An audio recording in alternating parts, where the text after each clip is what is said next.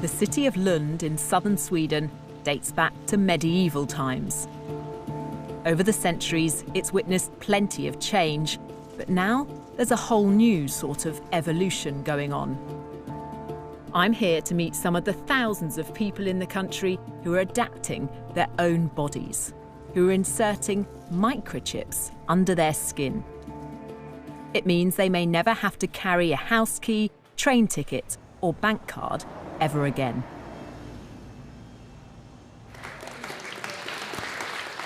This is a microchipping party. Hannah's getting an electronic chip implanted into her hand. She believes one day we'll all be chipped like her. So congratulations, Hannah. Thank you. You've been chipped. Yes, I have. How does it feel? It feels good. I'm excited to see what I'll be able to do now. Can I touch it? Yeah, you can feel it there. I feel like this is the future. It's the next big thing that's going to happen. Happy cyborg birthday. Happy cyborg birthday to you. Thank you. Congratulations. But is this sci-fi fantasy or practicality? I want to know why anyone would want to do this.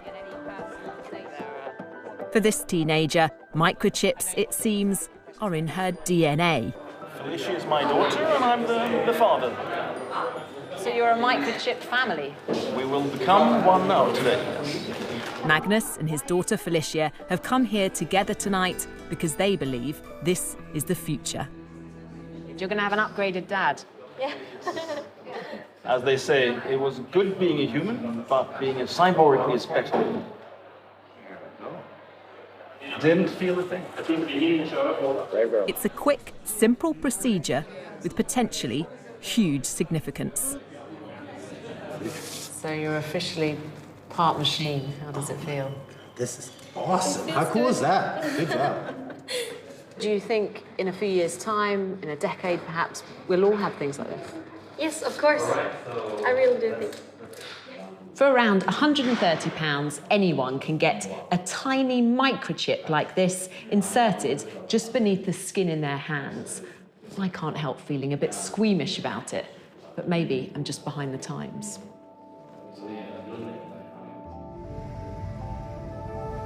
It's the morning after, and I'm about to catch up with Felicia and her dad Magnus as they get to grips with their new existence.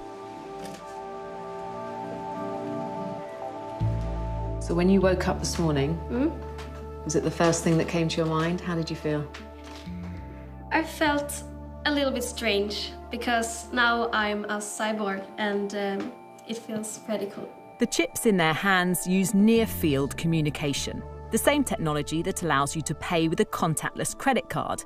They can be read by a device like a smartphone. So here I've stored my business card on my phone with my details, phone number, email address, other stuff, blood group even. So what's the benefit of that?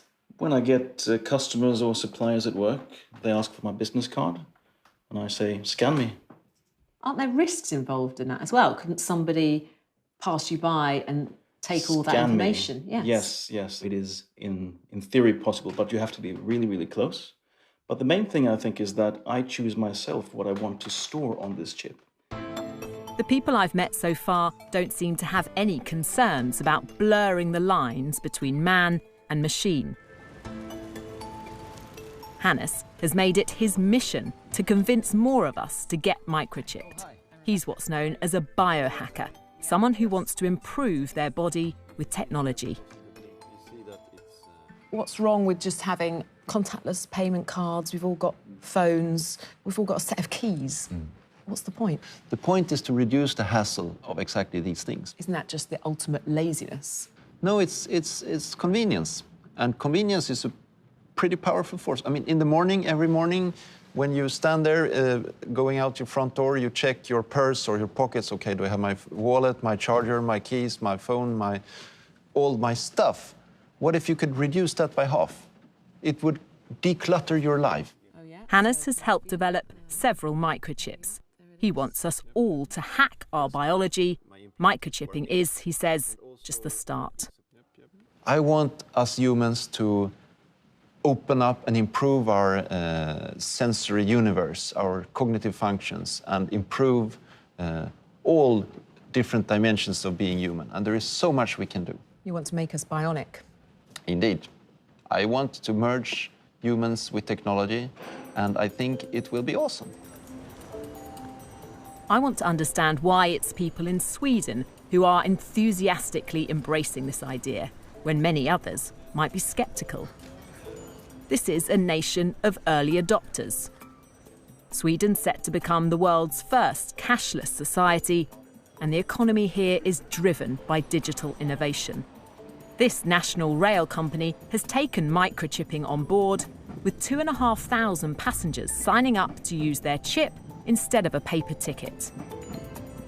I've come to the capital, Stockholm, the epicenter of this tech revolution. At this shared office, hundreds of the workers have been microchipped, so no need for a security pass to get in. Per has had his chip for 3 years. So I take my chip and open the door. It means he can buy a drink without cash or a card, but for him, it's about much more than practicality. Do you enjoy being one of the first, being a pioneer of this technology? Absolutely. A whole bunch of questions come up, like, you know, is this ethical? Do we want to have that? Or will we be sort of a nation of cyborgs in the future, and what will happen? So a lot of sort of really interesting discussions come out from, you know, talking about the chip. It triggers an ethical debate. Yes. For critics, the biggest future concern is over data protection. As the amount and type of information we store on microchips becomes more advanced, so do the security risks. Ben Libberton, a British scientist working in Sweden, wants to know who will have access to the data stored inside and what they could do with it.